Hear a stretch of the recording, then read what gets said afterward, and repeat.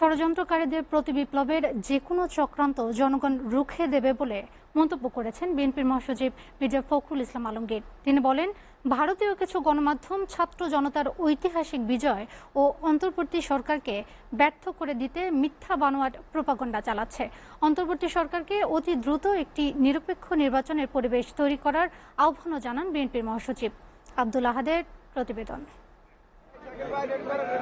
রাজধানীর বনানী কবরস্থানে বিএনপির প্রতিষ্ঠাতা জিয়াউর রহমান ও চেয়ারপারসন বেগম খালেদা জিয়ার ছোট ছেলে আরাফাত রহমান কোকর ৫৫তম জন্মদিন উপলক্ষে তার কবরে ফাতেহা পাঠ ও দোয়া করেন বিএনপি মহাসচিব মির্জা ফখরুল ইসলাম আলমগীর।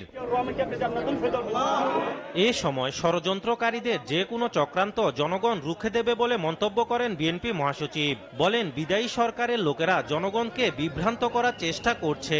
প্রতিবিপ্লবের যে আশঙ্কা, সেই আশঙ্কা থেকে দেশে মুক্ত করবার জন্য অত্যন্ত সজাগ থেকে রাস্তায় থেকে আমি সেই তাদের যে চক্রান্ত শুরু হয়েছে সেই চক্রান্তকে প্রতিরোধ করবার সকল ব্যবস্থা গ্রহণ করবেন। জনগণের কাছে আমার এই হচ্ছে প্রত্যাশা।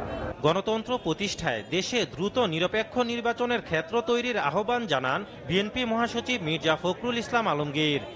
রাজনৈতিক দলগুলো আমরা দীর্ঘ ১৫ বছর ধরে আমরা ত্যাগ স্বীকার করছি, আমাদের অসংখ্য নেতাকর্মী প্রাণ দিয়েছে এবং আজকে এই আন্দোলনে আমাদের ভূমিকা ছিল অত্যন্ত গৌরবান্বিত। তাই আমি অনুরোধ করব কেন্দ্রীয় গভর্নমেন্টকে যে অতি দ্রুত নির্বাচনের জন্য একটা ক্ষেত্র তৈরি করা। আব্দুল আহাদ, এসটিভি, ঢাকা।